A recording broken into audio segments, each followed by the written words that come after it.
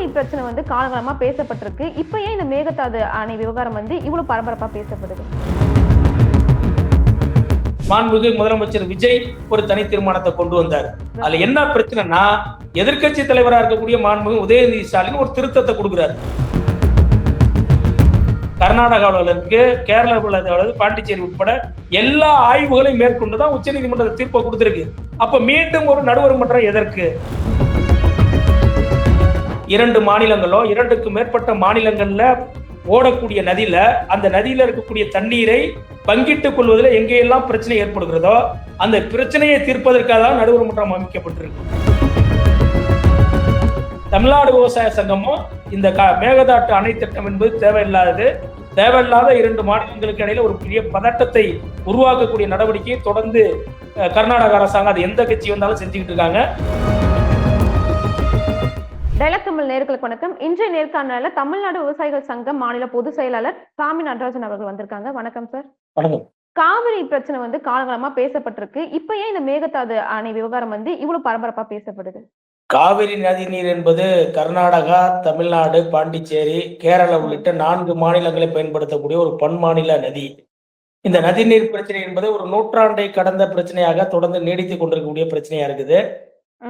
தொடர்ந்து காவிரியில தமிழ்நாட்டினுடைய பாசன உரிமையை பாதுகாப்பதற்காக காவிரி டெல்டா மாவட்டங்கள்ல இருக்கக்கூடிய விவசாயிகளும் சரி, தமிழ்நாட்டில் இருக்கக்கூடிய விவசாயிகளும் காவிரி நதி நீர்ல நம்மளுடைய பாசன உரிமையை மீட்பதற்காக நீண்ட நெடிய போராட்டத்தை நடத்தி 1990 நடுவர் மன்றம் என்பது அமைக்கப்பட்டது. அப்படி அமைக்கப்பட்ட நடுவர் மன்றம் 1991 ஒரு இடைக்கால தீர்ப்பை கொடுத்தது. அந்த இடைக்கால தீர்ப்புல கர்நாடக அரசாங்கம் ஒவ்வொரு ஆண்டும் காவிரியில 205 டிஎம்சி தண்ணீரை தமிழ்நாட்டுக்கு திறக்கணுங்கிறது அன்னைக்கு இடைக்கால தீர்ப்பு வந்தது. அந்த இடைக்கால தீர்ப்பை அன்னைக்கு இருந்த கர்நாடக அரசை ஏற்றுக்கொள்ளல. திருப்பி நடுவர் மன்றத்தினுடைய இறுதி தீர்ப்பு 2007 வந்தது. அந்த இறுதி தீர்ப்புல 205 டிஎம்சி குறைக்கப்பட்டு 192 டிஎம்சி ஆண்டுதோறும் தமிழ்நாடுக்கு கர்நாடகம் வழங்கணும்னு தீர்ப்பு வந்தது. அதையும் கர்நாடக அரசாங்கம் ஏற்றுக்கொள்ளாம உச்சநீதிமன்றத்துக்கு போனது. உச்சநீதிமன்றத்துல தமிழ்நாடு அரசாங்கம் மேல்முறையீடு பண்ணது. நமக்கு வழங்கப்பட்டிருக்கக்கூடிய தண்ணீருடைய அளவு குறைக்கப்பட்டு கொண்டே வருகிறது, எனவே இதை நாங்கள் ஏற்றுக்கொள்ள முடியாது, நம்மளும் முறையீட்டுக்கு போனோம். அனைத்து வழக்குகளையும் விசாரிச்ச உச்சநீதிமன்றம் 2018 ஆண்டு காவிரியில ஒரு இறுதி தீர்ப்பை உச்சநீதிமன்றம் வழங்குது. அந்த தீர்ப்புல கர்நாடக அரசாங்கம் ஆண்டுதோறும் 177.25 டிஎம்சி தண்ணீரை தமிழ்நாட்டுக்கு கர்நாடகா திறக்கணும். அந்த நீர் ஆண்டு என்பது ஜூன்ல துவங்கி அடுத்த மே வரைக்கும் இந்த 177.25 டிஎம்சி மாத வாரியாக திறக்கணுங்கிற உத்தரவை பிறப்பிச்சிருக்கு. இறுதி தீர்ப்பு. இந்த தீர்ப்பு அடுத்த 15 ஆண்டுகளுக்கு அமல்ல இருக்கும். இந்த தீர்ப்பை எதிர்த்தோ அல்லது எதை வயலேட் பண்றதோ எந்த அரசும் 4 மாநில அரசாங்கமும் செய்ய முடியாது, இது நடைமுறையில இருக்குன்னு சொல்லியிருக்கு. அந்த தீர்ப்புல என்ன சொல்றாங்கன்னா, கீழ் பாசனத்தை நம்பி இருக்கக்கூடிய மாநிலங்களுக்கு அவங்க ஒப்புதலை இல்லாம கர்நாடக அரசாங்கம் காவிரியில எந்த விதமான புதிய ஸ்கீம், அதாவது புதிய திட்டங்களை, அது நீர் அணைக்கட்டா இருந்தாலும் சரி, அது மின்சார உற்பத்தியா இருந்தாலும் சரி, எதுவுமே செய்யக்கூடாது என்பது தெளிவாக 2018 உச்சநீதிமன்றத்தினுடைய தீர்ப்புல தெளிவாக தெரிவிக்கப்பட்டிருக்கு. இந்த உச்சநீதிமன்ற தீர்ப்பை நடைமுறைப்படுத்துவதற்கு தான் காவிரி மேலாண்மை ஆணையமோ காவிரி நீர் ஒழுங்காற்று குழுவும் உச்சநீதிமன்ற உத்தரவின் பேரில் அமைக்கப்பட்டு அது பூரா செயல்பாட்டில் இருக்கு. இது அனைத்தும் ஒன்றிய அரசாங்கத்தினுடைய அரசிதழ்ல வெளியிடப்பட்டு இந்த தீர்ப்பை நடைமுறைப்படுத்துவதற்கு அதை மானிட்டர் பண்றது காவிரி மேலாண்மையும் நீர் ஒழுங்காற்று குழு, இது பூரா செயல்பட்டு கொண்டிருக்கக்கூடிய இந்த சூழல்ல தான் தொடர்ந்து கர்நாடக அரசாங்கம், ஏற்கனவே இருந்த எடியூரப்பா பிஜேபி தலைமையில இருந்த அரசாங்கம் மேகதாட்டுல அணை கட்டணும்னு அதுக்கான நிதி ஒதுக்குனாங்க. அதை ஒட்டி வந்திருக்கக்கூடிய, அதுக்கு பிறகு தேர்தல் நடந்த காங்கிரஸ் கட்சி அங்க ஆட்சி அதிகாரத்துக்கு வந்ததுக்கு பிறகு அங்க திருப்பி கடந்த ஆண்டு சீதாராமையா முதலமைச்சரா இருக்கும்போது 9,000 கோடி ரூபாய் நிதி ஒதுக்கி அதை நாங்க திட்டத்தை துவங்க போறோம்னு சொன்னாங்க. இப்ப புதிதா வந்திருக்கக்கூடிய டி.கே. சிவகுமார் அந்த மாநில முதலமைச்சர், நாங்க அணையை கட்டியே தீர்வோம், அது யாரும் தடுக்க முடியாதுன்னு அது சொல்றது உச்சநீதிமன்ற தீர்ப்புக்கு எதிரானது. எனவே அவங்க மேகதாட்டுல அணை கட்ட முடியாது. அடுத்த 15 ஆண்டுங்கிறது 2033 வரைக்கும் இருக்குது. எனவே அவங்க அணை கட்டுவதற்கான அந்த நடவடிக்கை ஒரு பக்கம் பண்ணும் போது நம்ம தொடர்ந்து இதுக்கு எதிர்த்து நம்ம தமிழ்நாடு அரசாங்கம் வழக்கு தொடுத்துக்கிட்டு இருக்கிறோம், அணையை கட்டக்கூடாதுன்னு சொல்லிட்டு இருக்கோம். இந்த சூழல்ல தான் தமிழ்நாட்டுல நேற்றைக்கு முன்தினம் தமிழக சட்டமன்றத்துல ஒரு தனி சிறப்பு தீர்மானத்தை முதலமைச்சர் கொண்டு வந்தார். முதலமைச்சர் கொண்டு வந்த தீர்மானம் சரியான தீர்மானங்கிற அடிப்படையில தான் சட்டமன்றத்தில் இருக்கக்கூடிய அனைத்து கட்சிகளும் அதை ஆதரித்து தீர்மானத்தை நிறைவேற்றணுங்கிற அந்த முடிவுக்கு அந்த போனாங்க. தீர்மானத்துல எதெல்லாம் இப்ப அந்த தீர்மானம் முன்மொழிஞ்சிருக்காங்க. ஏன்னா கர்நாடக முதலமைச்சர் என்ன சொல்லியிருக்காருன்னா, தமிழ்நாடு முடிஞ்சதை பார்த்துக்கிட்டோம். நாங்க அணைய கட்டி தான் தீருவோம் அப்படின்னு சொல்லியிருக்காங்க. அதை எதிர்த்து தான் தமிழ்நாடு முதலமைச்சர் வந்து இந்த தீர்மானத்தை இது பண்ணியிருக்காரு. அதுல என்னென்னலாம் சேர்க்கணும், அந்த சேர்த்ததுல உங்களுக்கு கரெக்டா இருந்துச்சு அந்த தீர்மானத்துல? இல்ல முதலமைச்சர் கொண்டு வந்த தீர்மானம் சரியான தீர்மானம். ஏற்கனவே மேகதாட்டுல அணை கட்டக்கூடாது என்பதற்காக இதுக்கு முன்பு 4 முறை தமிழ்நாடு சட்டமன்றத்துல தீர்மானம் நிறைவேற்றப்பட்டிருக்கிறது. அது பன்னீர்செல்வம் முதலமைச்சரா இருந்தப்ப தீர்மானம் 2014 ஒரு தீர்மானம், 2015 ஒரு தீர்மானம், 2018 எடப்பாடி பழனிசாமி முதலமைச்சராக இருக்கும்போது ஒரு தீர்மானம், 2022 மு.க. ஸ்டாலின் அவர்கள் முதலமைச்சராக இருக்கும்போது ஒரு தீர்மானம். 4 தீர்மானங்கள் ஏற்கனவே தமிழக சட்டமன்றத்தில் நிறைவேற்றப்பட்டிருக்கு. அது மேகதாட்டுல அணை கட்டுவதற்கு ஒன்றிய அரசாங்கம் கர்நாடகத்துக்கு அனுமதி கொடுக்க கூடாது.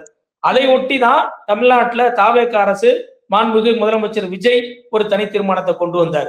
அதுல என்ன பிரச்சனைனா, எதிர்கட்சி தலைவராக இருக்கக்கூடிய மாண்புமிகு உதயநிதி ஸ்டாலின் ஒரு திருத்தத்தை கொடுக்கிறார். நான் ஏற்கனவே திருத்தம் கொடுத்திருக்கேன், அந்த திருத்தத்தை இந்த தீர்மானத்துல இணைக்க வேண்டும் என்று சொல்றார். அந்த தீர்மானத்தை உடனடியாக முதலமைச்சர் அதை ஏற்றுக்கொண்டு எதிர்கட்சி தலைவர் கொடுத்த தீர்மான திருத்தத்தோடு தீர்மானம் நிறைவேற்றப்படுதுன்னு சொல்றாரு. சட்டமன்ற மரபு விதிகள் படி ஒரு திருத்தம் வந்தா அந்த திருத்தத்தை சட்டமன்றத்துல ஏனைய சட்டமன்ற உறுப்பினர் தெரிந்து கொள்ளக்கூடிய வகையில் திருத்தத்தை சொல்லணும்.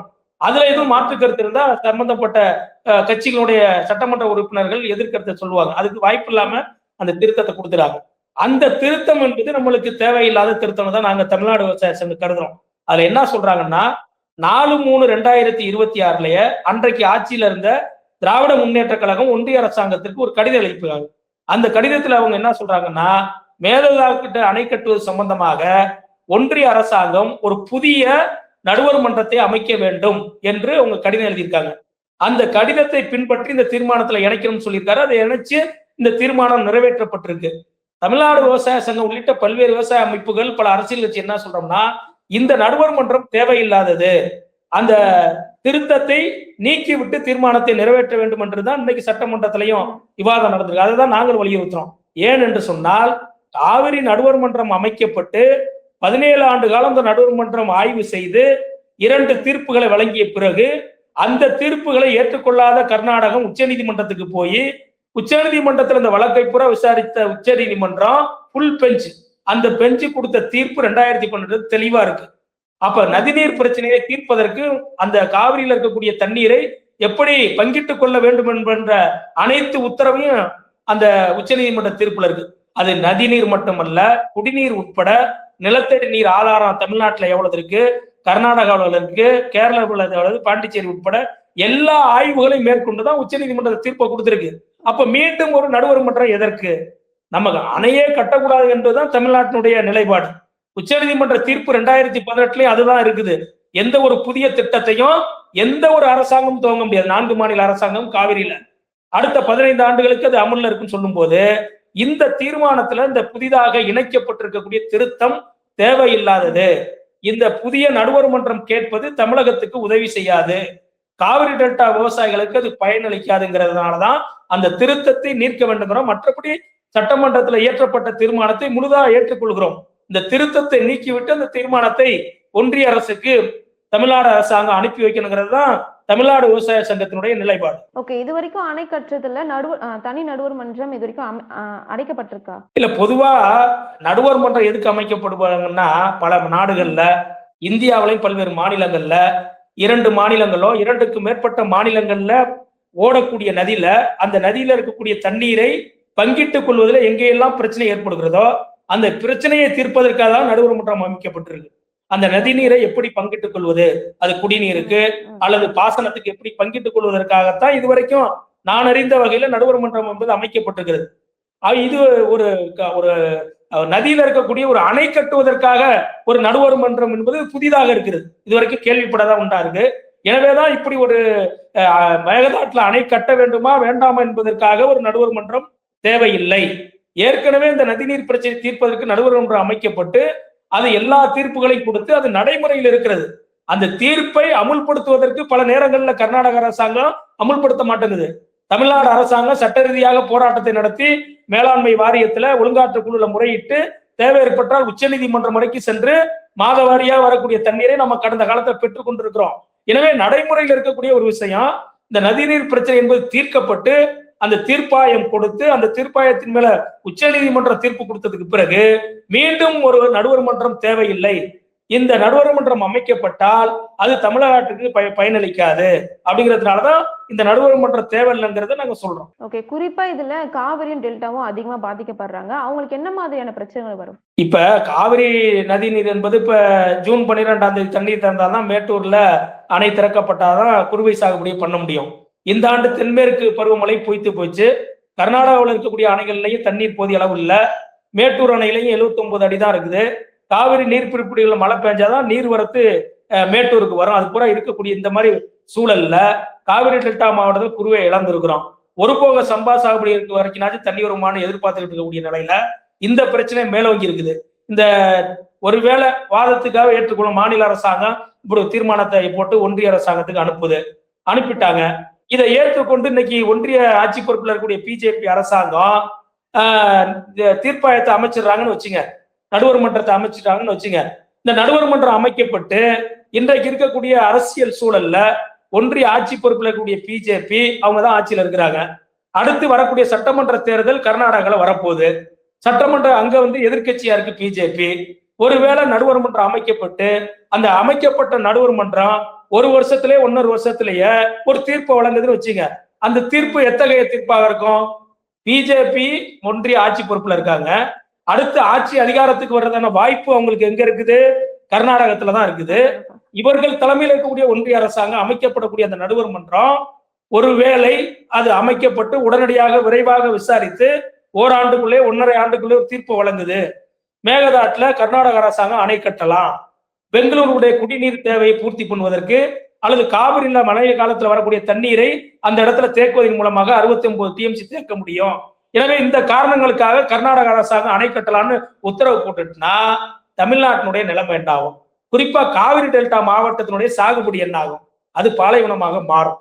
ஏன்னா இந்த கர்நாடகாவில் இதுவரைக்கும் இருக்கக்கூடிய கிருஷ்ணசாகரோ, கபினியோ, ஹேரங்கியோ, ஹேமாவதியோ இந்த அணைகள்ல அதனுடைய முழு கொள்ளளவு என்பது மிக குறைவானதுதான். இப்ப கர்நாடக அரசாங்கம் மேகதாட்டுல அணை கட்டினா 69 டிஎம்சி தண்ணீரை தேக்கலாம். அப்ப மழை காலத்துல அபரிதமா மழை பெய்யும் போது அந்த அணைகள்ல பூரா தேக்க முடியாத தண்ணீரை தான் காவிரியில திறந்து விடுறாங்க. கடந்த ஆண்டு கூட பாத்தீங்கன்னா 330 டிஎம்சி தண்ணி காவிரியில தமிழ்நாட்டுக்கு வந்திருக்கு. எப்படின்னா அளவுக்கு அதிகமா மழை பெஞ்சுது. அப்ப கர்நாடகத்தோட நிலைப்பாடு எப்படி இருக்குன்னா, தொடர்ந்து அளவுக்கு அதிகமாக மழை பெய்ந்தால் தமிழ்நாட்டை வடிகாலாக பயன்படுத்துறாங்க. அப்ப அந்த தண்ணீரை தேக்குவதற்கு தான் இந்த மேகதாட்டு அணை. அவங்க சொல்ற பெங்களூருக்கான குடிநீர் தேவை என்பது 4.5 டிஎம்சில இருந்து 5 டிஎம்சி தான். இப்ப கிருஷ்ணசாகர் அணையில இருந்து அந்த தண்ணீர் என்பது போயிட்டு இருக்குது. அதெல்லாம் பிரச்சனையே இல்லை.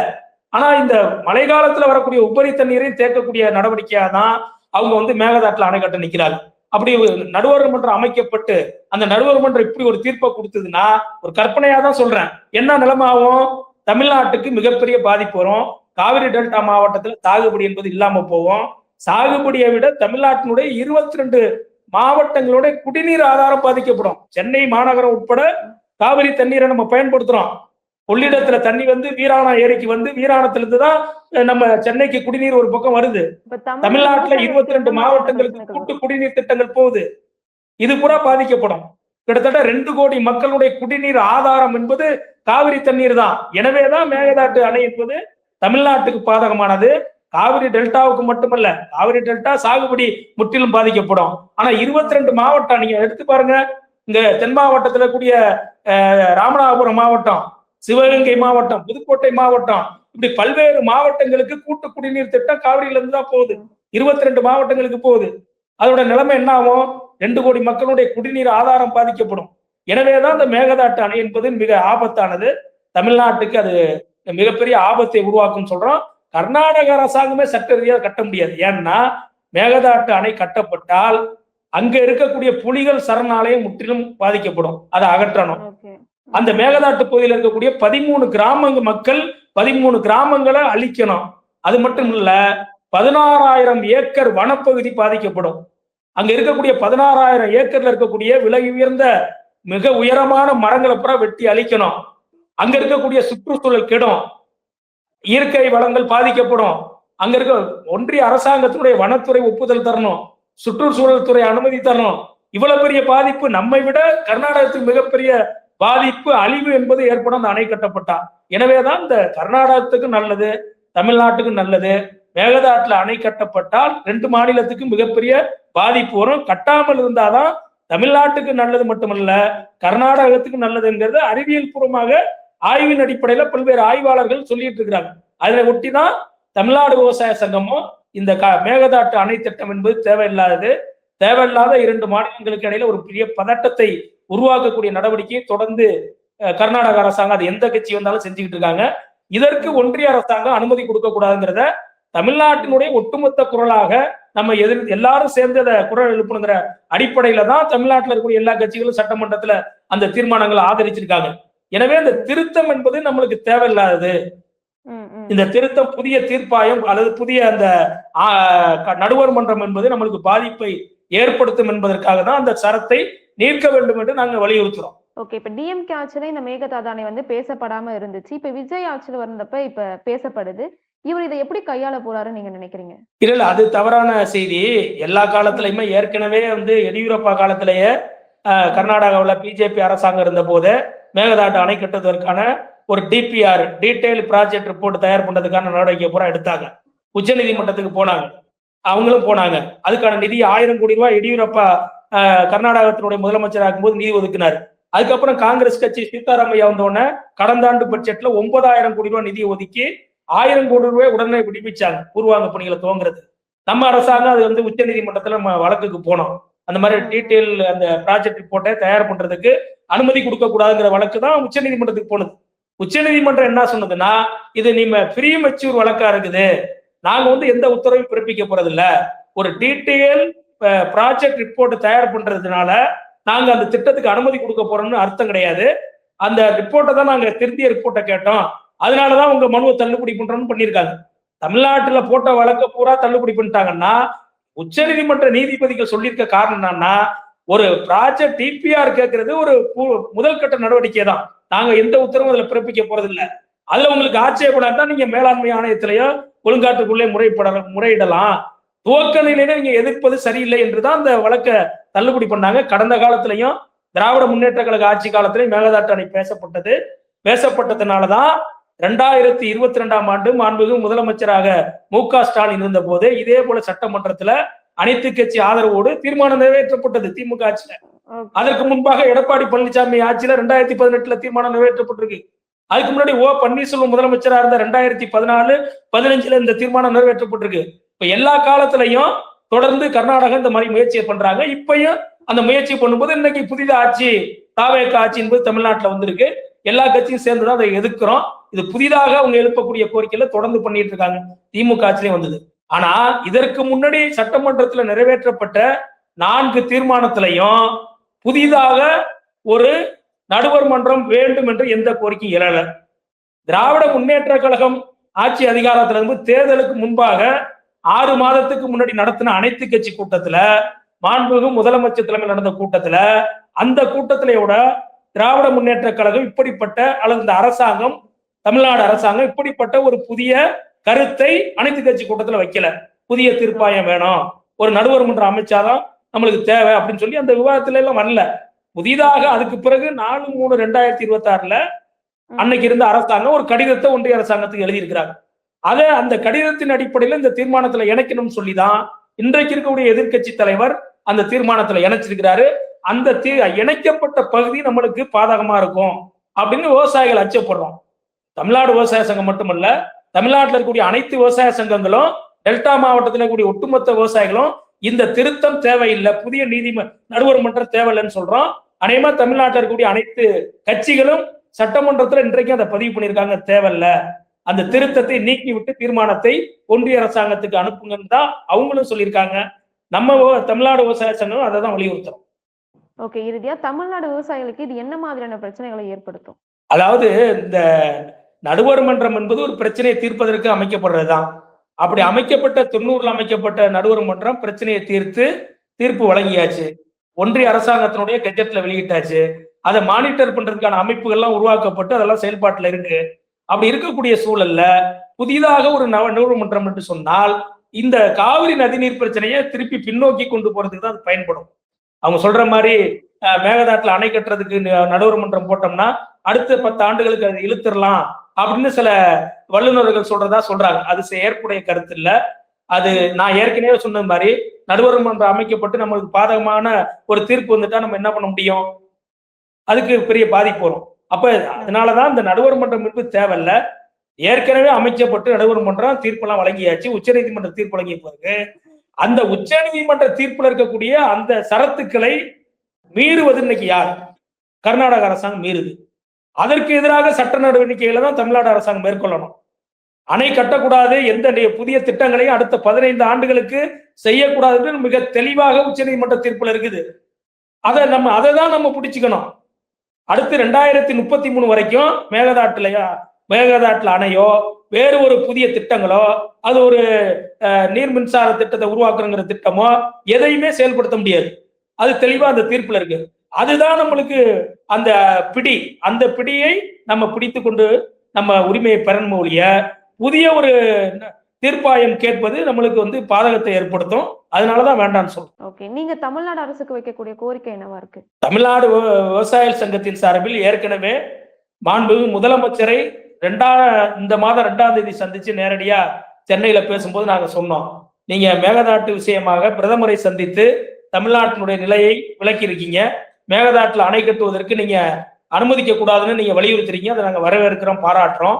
அதே நேரத்துல தமிழ்நாட்டில் இருக்கக்கூடிய ஒட்டுமொத்த நம்முடைய உணர்வுகளை பிரதிபலிக்கிறது மாதிரி தமிழகத்தில் இருக்கக்கூடிய அனைத்து கட்சி கூட்டம், அனைத்து கட்சிகளை சேர்ந்தது, அனைத்து விவசாய சங்க அமைப்புகளை கூட்டி தமிழ்நாட்டை ஒரு கூட்டத்தை நீங்க நடத்தி இந்த பிரச்சனைகளை நம்ம எப்படி மேற்கொள்வது, எப்படி அணுகுவது என்பது ஒரு கருத்துக்களை பெற்று தமிழ்நாட்டினுடைய ஒட்டுமொத்த எதிர்ப்பையும் பதிவு செய்யக்கூடிய அரசாக இந்த அரசாங்கம் தாவேக அரசாங்கம் இருக்க வேண்டும் என்று 2ஆம் தேதியை நாங்க அவற்றை நேரடியா பார்த்து பேசி மனு கொடுத்திருக்கோம். அதை தான் மீண்டும் வலியுறுத்துறோம்.